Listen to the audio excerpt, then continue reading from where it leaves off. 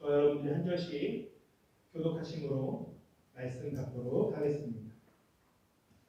들으라 구한 자들아, 너희에게 임할 고생으로 말미암아 울고 통곡하라. 너희 재물을 써먹고 너희 옷을 조먹었으며 너희 금과 은은 녹이 슬었으니 이 녹이 너희에게 증거가 되며 불같이 너희 살을 먹으리라. 너희가 말세에 재물을 쌓았도다. 보라 너희 밭에서 추수한 풍부되게 죽지 아니하는 밭이 부르짖으며 그 추수한 자의 웃는 소리가 만군의 주에게 들려느니라. 너희가 땅에서 사치하고 방종하여 사륙의 날에 너희 마음을 살찌게 하였도다. 너희는 우리를 정죄하고 지었으나 오늘 너희에게 대항하지 아니하였느니라. 아멘. 오늘 이렇게 말씀을 전할 수 있도록 해주신 하나님과 담임 목사님께 감사를 드립니다. 저는 오늘 야고보서 5장 1절에서 6절까지의 말씀을 통하여서 재물에 대한 잘못된 태도라고 하는 제목으로 말씀을 전하려고 합니다. 제가 야고보서 말씀을 1장부터 해서 순서대로 함께 읽으며 말씀을 전해왔는데요. 이제 5장이 마지막 장입니다. 오늘 하고 앞으로 9주 더 하면은 이제 야고보서가 끝나게 됩니다. 왜 야고보서를 항상 읽으면서 우리가 하나님께서 정말 기뻐하시는 믿음, 행함이 있는 믿음이라는 것은 어떤 믿음인지에 대해서 함께 나누고 있습니다. 오늘은 이제 재물에 대한 어떤 우리의 태도에 대해서 올바른 믿음을 가진 신앙인이라면 재물에 대하여 어떤 태도를 가지는 것이 옳은 것인가라고 하는 말씀을 우리에게 주고 있습니다. 리펑이라고 하는 사람이 지은 부자들의 좋은 생각, 좋은 습관이라는 책에 보면 이런 이야기가 나옵니다. 아버지와 아들이 이 강가에서 산책을 하고 있었습니다. 그런데 이 아버지가 잘못 발을 헛디뎌서 이 강물에 빠지고 말았습니다. 이 아버지는 수영을 할 줄 모르는 사람이었어요. 그래서 물속에서 사람 살려 하면서 외치면서 허우적대고 있었습니다. 그의 아들도 수영을 하지 못해서 이 아버지를 구할 염두를 내지 못하고 발을 동동 구르고 있었어요. 근데 때마침 한 젊은 남자가 맞은편에서 걸어오고 있었습니다. 아들은 급히 남자에게 뛰어가서 부탁을 했습니다. 저희 아버지가 물에 빠졌는데 좀 도와주세요. 남자는 상황을 한번 훑어보고는 이렇게 말했습니다. 내가 만약 당신 아버지를 구하러 물속으로 들어가게 되면 내 옷이 모두 젖을 겁니다. 그러니 $100를 준다면 당신 아버지를 구해주겠어. 여러분 상식적으로 이런 경우를 하면 대부분은 돈은 얼마든지 제가 상관없이 드릴 테니까 우리 아버지를 좀 구해주십시오 라고 이야기할 텐데 이 아들은 이렇게 말했습니다. $100 너무 비싸요. $70로 합시다. 그래서 막 두 사람이 이렇게 티격태격하면서 가격을 막 흥정하고 있는 거예요. 그때 물속에서 이 허둥대는 아버지가 이렇게 말합니다. 아들한테 외치는 거예요. 야 이놈아, $70가 뭐냐? $50면 충분해. 그래서 이 아들이 이 남자한테 들으셨죠? $50로 합시다. 그랬더니 이 남자가 그러면 제가 $50에 이 아버지를 구할 사람이 있는지 찾아보고 오겠습니다 하고 갔다라는 이야기입니다. 결국에는 이 아버지는 그대로 물에 잠겨 죽고 말았습니다. 대부분의 사람들이요 참 돈을 귀중하게 생각합니다. 그러다 보니까 마땅히 써야 할 때 쓰지 못하는 경우들도 있죠. 이런 것만 봐도요 인간이 돈의 주인이 되는 것이 아니라 인간이 마치 돈의 종이 되어 산다는 것을 우리가 알 수가 있습니다. 돈은 현대사회에서 매우 중요한 가치를 가지죠. 그것 자체가 힘이 되기도 하고 권력, 명예가 되기도 합니다. 많은 사람들이 돈을 많이 모으는 것을 인생의 목적으로 삼고 살아가기도 합니다. 성경에서도 이처럼 참 이 물질, 이 재물이라고 하는 것, 돈이라고 하는 것이 인간 사회에서 너무나도 중요한 의미를 가지고 또 사람들의 그 마음이 돈에 대해서 잘못된 태도와 그런 마음을 가질 수 있는 가능성이 높기 때문에 성경에서도 참 돈에 대한 이야기를 많이 합니다. 재물에 관련된 구절만 해도 16,000구절 이상 나오게 되고요. 예수님의 비유에도 돈에 대한 비유들이 참으로 많이 있습니다. 오늘은 참된 믿음을 가진 사람의 이 믿음은 재물을 대할 때 어떤 모습으로 나타나는가 함께 보려고 합니다. 그 전에 먼저 성도님들께 한번 질문을 드리겠습니다.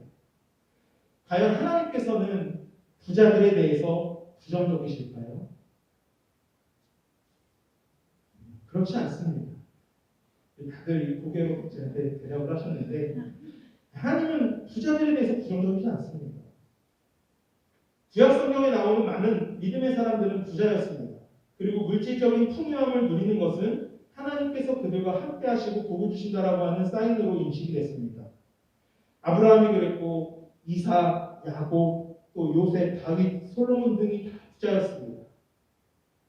다니엘과 요셉은 남의 나라에서 총리가 되었고 느헤미야도 에스더도 모두 하나님의 은혜 안에서 부유함을 누렸습니다.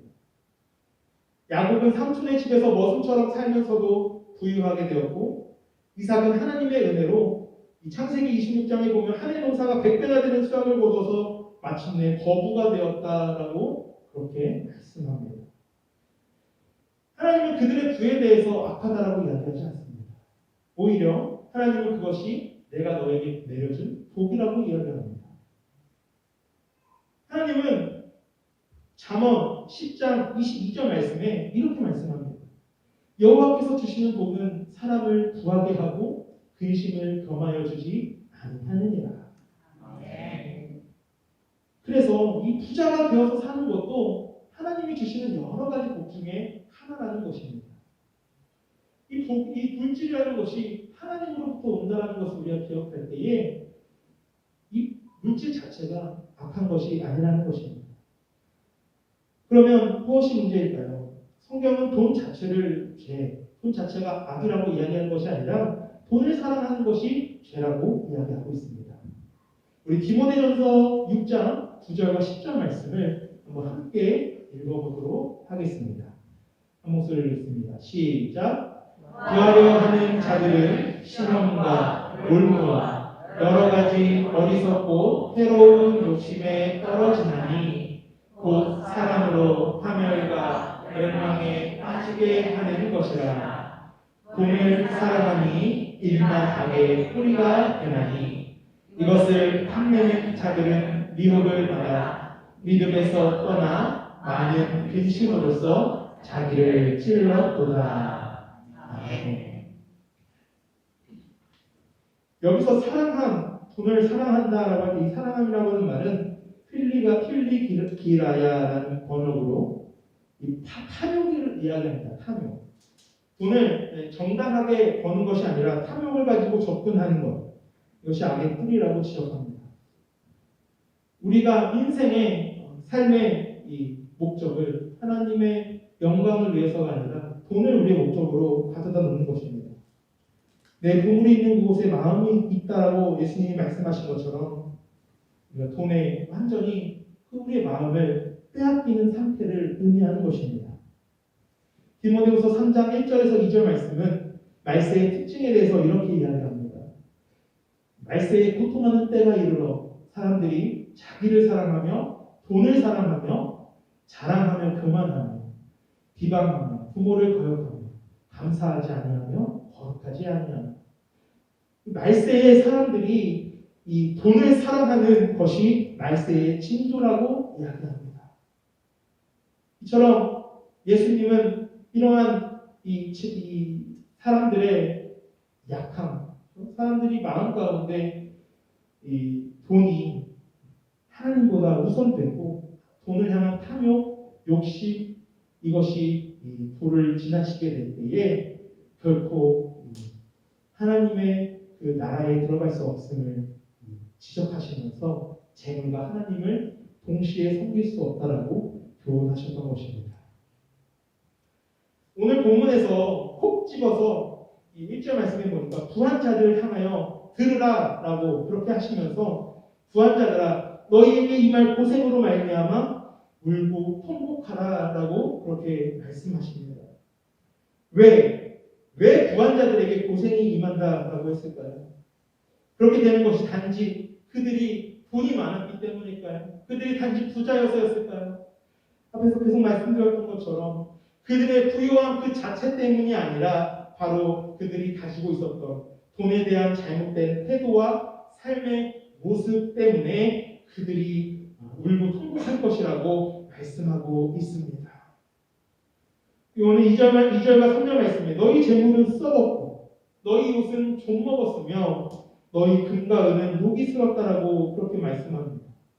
부한 자들이 쌓은 재물이 어떤 것들인지 말해주고 있습니다. 세상에서의 그들이 추구했던 물질들은 일시적이고 또 변하게 되고 한계가 있는 것들입니다.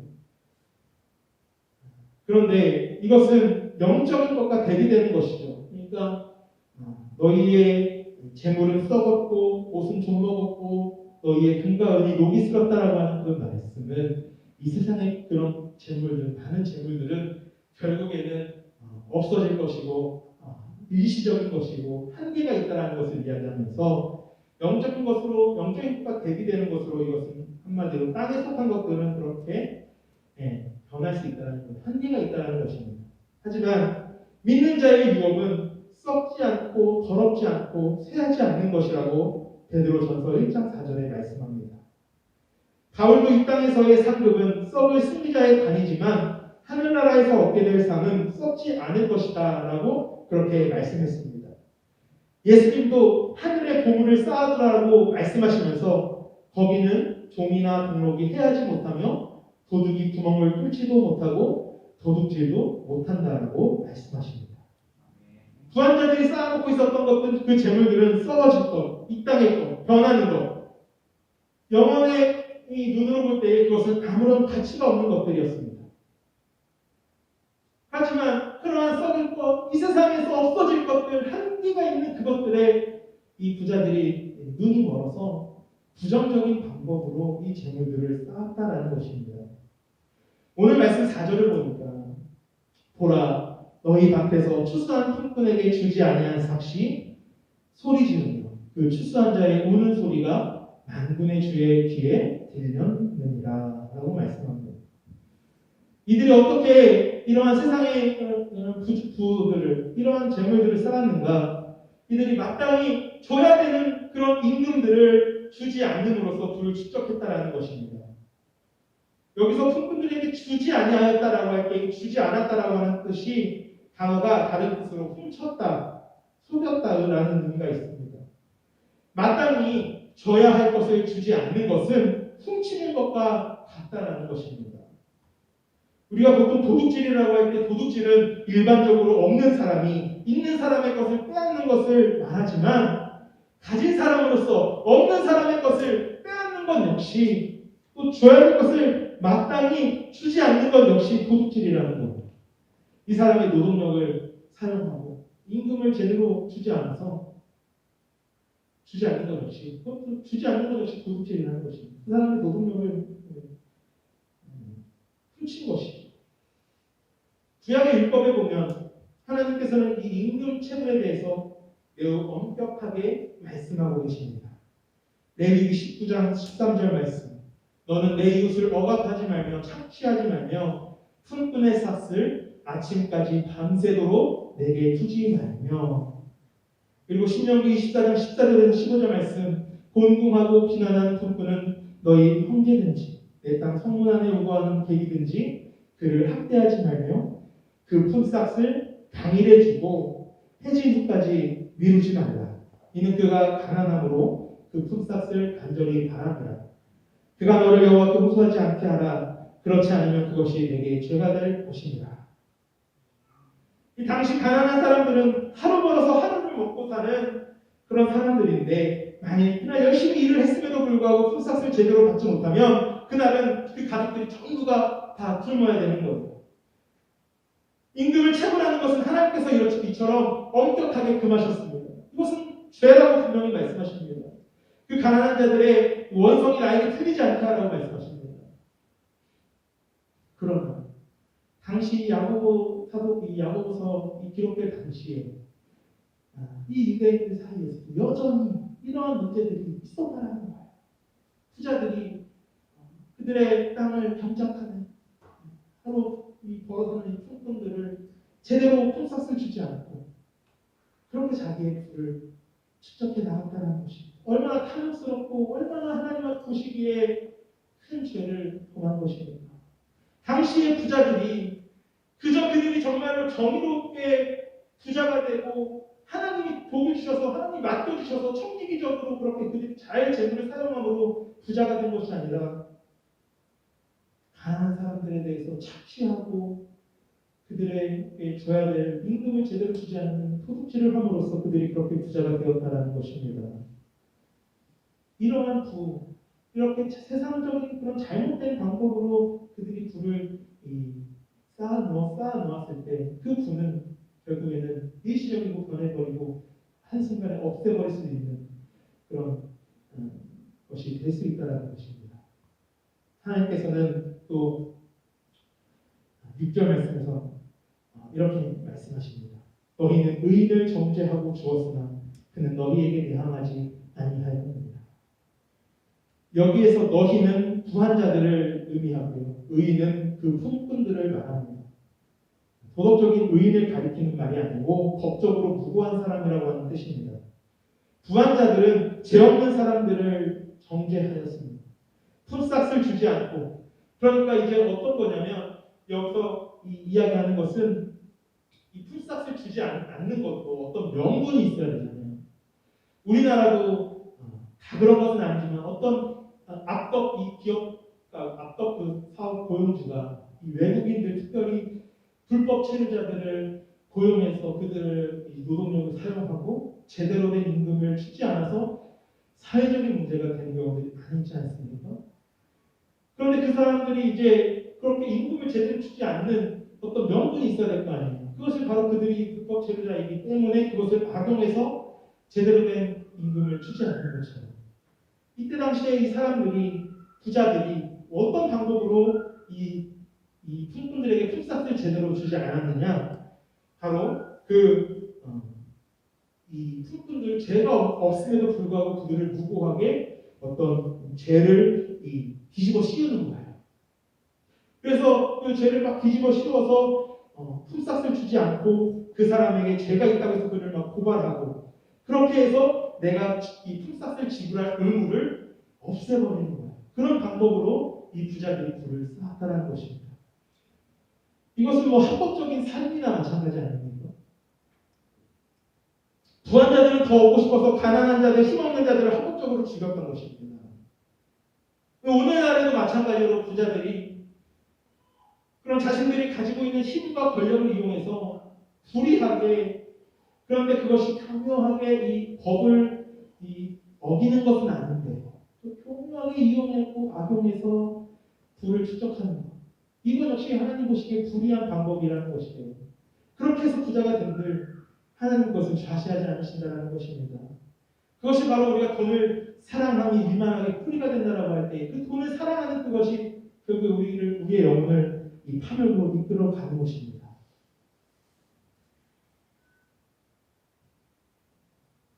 그들은 왜 그렇게까지 이 땅의 재물의 가치를 두고 그것을 사랑하고 그 재물을 쌓으려고 할까요? 그들의 재물을 쌓은 목적에 대해서 5절 말씀에서 이렇게 말합니다. 너희가 땅에서 사치하고 방종하여 사륙의 날에 너희 마음을 살찌게 하였도다.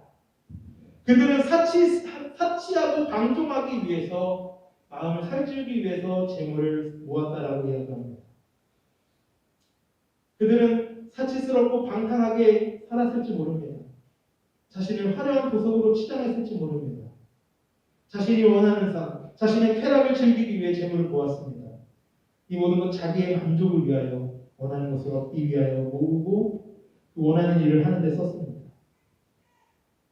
이것이 바로 이 성경에서 이야기하는 부자들을 비난하고 부자들에 대해서 정죄할 때 하나님은 그 자체에 대한 이것이 아니라 바로 그러한 자기의 만족, 세상에서 자기 그냥 잘 먹고 잘 사는 것에 목적을 두고 그렇게 욕심을 가지고 돈을 모으는 그런 사람, 부자들의 모습을 이 성경에서 비난하고 비판하고 있는 것입니다. 이러한 부자들의 모습은 성경에서 말하는 믿는 자들의 모습과는 반대되는 모습이라는 것입니다. 우리가 다시 한번 1절의 말씀을 참고할 필요가 있습니다. 한번 다시 한번 읽어볼까요? 5장 1절 말씀입니다. 시작. 들으라 부한자들아 너희에게 임할 고생으로 말미암아 울고 통곡하라. 아멘. 하지만 이들이 이렇게 부정한 방법으로 자신들의 배를 채우고 사치와 방탕한 생활을 하고 자신들의 만족을 위해서 그렇게 살아가지만 그들은 반드시 그들이 통곡하고 울게 될 고생의 날이 임할 것이라고 분명하게 말씀합니다. 울고 통곡하라라고 하는 것은 구약의 선지서들에서 많이 볼 수 있는 말씀입니다. 이사야 13장 6절 너희는 애곡할지어다 여호와의 날이 가까웠으니 전능자에게서 멸망이 임할 것이로다. 에스겔 21장 12절 말씀 인자야 너는 부르짖어 슬피 울지어다 이것이 내 백성에게 임하며 이스라엘 모든 고관에게 임함이로다. 그들과 내 백성이 함께 칼에 넘긴 바 되었으니 너는 내 넓적다리를 칠지어다. 하나님의 심판의 날이 분명하게 임하게 된다라는 것입니다. 부한자들은 개인적으로 이런 심판이 이 부한자들에게도 하나님께서 개인적으로도 이 심판이 임하지만 궁극적으로 이 모든 잘못된 것들을 바로잡을 날이 오게 된다는 것입니다. 하나님의 공의가 나타날 그때가 반드시 오게 됩니다. 하나님의 심판이 있다라는 것, 심판에 하나님이 있다라는 것, 이것은 세상의 모든 가치를 바꿔놓는 것입니다.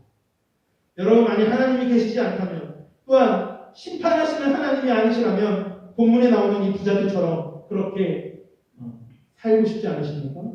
재물을 축적하고 나를 위해서 쓰고 그것으로 기쁨과 만족을 누리는 것. 세상 사람들이 선망하고 세상 사람들이 추구하는 삶 아닙니까? 그러나 하나님이 계시다라는 거예요. 그 하나님이 심판하신다라는 것입니다. 이 사실로 모든 가치의 체계가 바뀌게 되는 줄로 믿습니다. 영원의 하나님의 나라에서 우리가 삶이 우리를 기다리고 있다는 거예요. 그때에는 세상에 쌓아두었던 재물은 아무 가치가 없는 것이 되어버리고 오로지 하늘의 보물을 쌓은 자만이 그 영생의 삶에서 부유함을 누리게 되는 줄로 믿습니다. 여러분들은 자신이 부한 사람이 아니라고 생각할지는 모르겠습니다. 나는 부자가 아니니까 나하고는 상관없어. 이게 아니에요. 여러분. 문제는 내가 얼마나 부한가 가난한가 여기에 있는 것이 아닙니다. 이 세상의 재물을 어떻게 대하고 있느냐가 문제입니다. 하나님이 돈이 많은 자를 심판하신다라고 하지 않습니다. 그가 가치를 두었던 것이 무엇인지, 그가 어떻게 재물을 모았고 어떻게 사용했는지, 그 재물에 대한 태도를 통해서 그가 영적으로 어디에 있는지를 볼 수 있는 거예요. 우리가 재물에 대해서 비록 우리가 부유하진 않더라도 오늘 이 말씀에 나오는 부자들과 같이 행동하였고 이러한 부자들과 같이 재물을 바라보았다면 우리는 울며 통곡해야 합니다. 그리고 하루속히 우리가 회개하고 우리의 우선순위를 바꿔야 됩니다. 세상에서의 재물을 탐하고 그것들을 추구했던 우리들의 마음을 버리고 하늘의 상고 쌓는 일에 더 우선순위를 두고 그것에 더 가치를 두고 사는 인생으로 우리가 전환해야 합니다. 나의 시간, 나의 재능 이것들을 가지고 이 땅에 재물을 쌓는 데 더 투자하고 계셨지는 않습니까? 돈을 어떻게 사용하고 있는지 또는 내가 자녀에게 어떤 가치를 가르치고 있는지를 우리가 돌아보기에 내가 돈에 대해서 어떠한 태도를 가지고 있었나 알 수 있게 됩니다. 하나님께 드리는 것에는 인색하면서 자신에게 쓰는 것에는 아까워하지 않았다면 오늘 말씀에서 이야기하는 부한자들과 같은 것입니다. 야고보서에서 이 하시는 경고의 말씀을 우리가 잊으면 안 됩니다. 들으라 부한자들아 너희에게 임할 고생으로 말미암아 울고 통곡하라. 하나님의 이 심판에 대한 이 경고의 말씀은요, 심판이 임할 것이니까 그런 줄 알아라 라는 의미가 아니에요. 이 심판이 확실히 있으니까 알고 회개하고 돌이키라라는 것입니다. 오늘 야고보 사도가 이 부한자들을 향하여서 경고하는 그 목적 역시 그것이에요. 너희들에게 이러한 심판이 임할 거야. 너희들이 그냥 심판을 받아 이게 아니에요. 그러니까 이제라도 돌이키고 하나님께 돌아오라. 이제부터라도 그에 대해서 올바른 가치와 태도를 가지고 살아가라라고 이야기하는 것입니다. 이 땅에 재물의 가치를 두고 살지 말고 영적인 눈으로 바라보고 영적으로 우리가 하늘의 보물을 쌓는 삶을 살아가라라고 경고하고 있는 것입니다. 우리가 참된 믿음을 가진 자들이라면 우리가 우선순위가 명확해야 됩니다. 재물이 주님보다 우선되는 삶이 아니라 우리가 주님이 더 우선시되는 삶. 이 땅에서의 재물을 쌓는 삶이 아니라 하늘나라의 이 상급을 쌓아가시는 우리 성도님들의 삶이 되실 수 있기를 간절히 소망합니다. 그럴 때에 하나님께서 더 많은 것을 또 채우시고 맡기시고 여러분들 청지기로서 사용하시게 될 줄로 믿습니다. 여러분들 돈에 대해서 오늘 경고하는 이 부자들의 잘못된 질문에 대한 태도를 우리도 갖고 있지 않은가 다시 한번 돌아보면서 회개하고 하늘의 상급 쌓으시며 큰 하나님의 복으로 또 승리하고 나아갈 수 있는 성도님들 되시기를 주님의 이름으로 축원합니다.